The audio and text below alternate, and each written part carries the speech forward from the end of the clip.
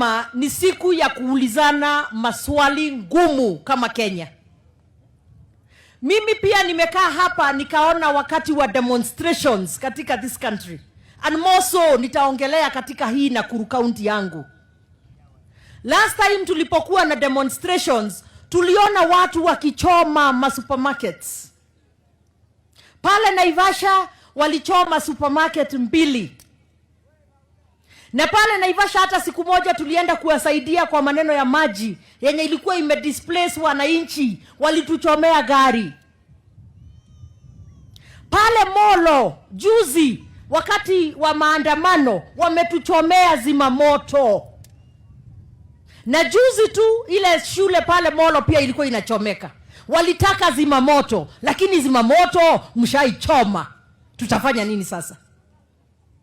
Tunachoma, wengine muna clap, watu wakiharibu mali ya wengine, munasema ni serikali, munafukuza. Sasa mkichoma na mpige makofi, watoto wenu wanaona, hawataenda kuchoma shule? Si watachoma? Watoto wanaona zenye tunafanya kama wazazi na wanarudia, wanaenda wanafanya pale. So I think as a country we must have a conversation. Sisi hatusemi msiandamane, it is your right. It is within the law.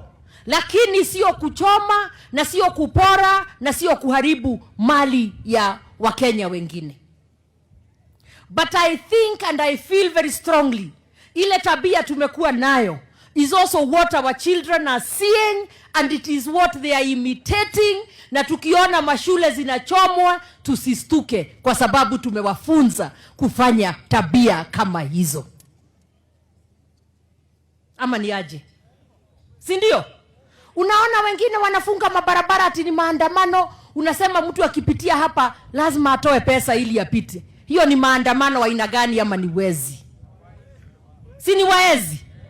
So, I think as a people we must have a conversation. We have lost direction. We have lost our moral compass. And our children are watching and they are imitating us. And as a country, we have lost it.